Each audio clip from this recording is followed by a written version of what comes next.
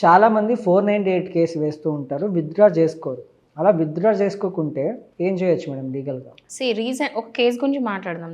అంటే నాకు రీసెంట్‌గా ఈ కేస్ చూస్తే ఇట్లాంటి అంటే చాలామంది క్లయింట్స్ ఈ ప్రాబ్లమ్‌తోని వస్తున్నారు. దానికొక సొల్యూషన్ దొరికిందనిపించింది నాకు. రీసెంట్‌గా ఏమైందంటే ఒక వైఫ్ అండ్ హస్బెండ్ యూఎస్‌లో ఉంటారు.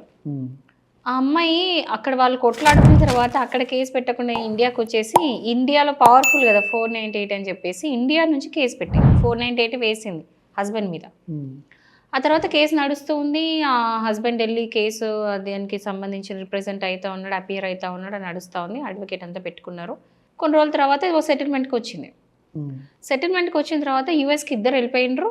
అక్కడ డబ్బులు ఇవ్వడం అంతా అయిపోయింది. అంటే హస్బెండ్ ఏదైతే ఆమె అమౌంట్ డిమాండ్ చేసిందో ఆ డబ్బులన్నీ హస్బెండ్ వైఫ్‌కి ఇచ్చేసిండు.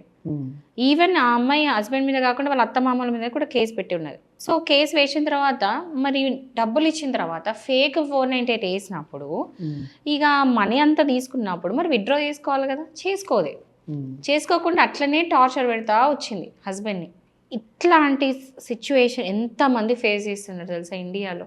ఇది ఒక ఎగ్జాంపుల్ చెప్తున్నా, బట్ ఆల్మోస్ట్ ఆల్ అందరు ఇట్లా చేస్తున్నారు. అంటే యాలిమనీ కోసం వాళ్ళు అడిగే డిమాండ్ చేసిన డబ్బుల కోసం ఎంత ఇవ్వాలో అంత ఇవ్వాల్సిందే అన్నట్టు 498ని అగెయిన్స్ట్గా వేస్తున్నారు హస్బెండ్ మీద, వాళ్ళ పేరెంట్స్ మీద, అందరిని ఇరికిచ్చడం. ఇందులో ఇరికిస్తే ఏంటి, వాళ్ళు అడిగినంత డబ్బులు ఇవ్వచ్చు అని చెప్పి.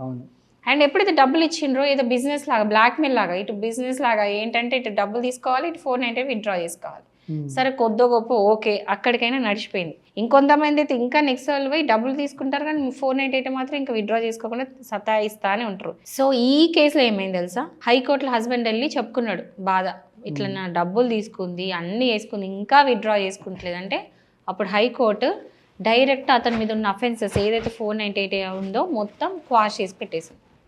అంటే అక్కడ ఆ అమ్మాయి మోటివ్ అర్థమైపోయింది, ఆ వైఫ్ మోటివ్ ఏంటనేది హైకోర్టు క్లియర్గా అర్థమైంది. డబ్బుల కోసం చేసిందని క్లియర్గా అర్థమైంది కదా, డబ్బులు తీసుకున్నాక కూడా ఇంకెందుకు సతాయించాలి, డివోర్స్ అయిపోయినాక అన్నీ అయిపోయినాక 498 ఎందుకు విత్‌డ్రా చేసుకోవాలి అని చెప్పేసి, ఒకవేళ నువ్వు చేసుకోకపోయినా పర్లేదు నేను క్వాష్ చేస్తా అని చెప్పేసి హైకోర్టు క్వాష్ చేసింది.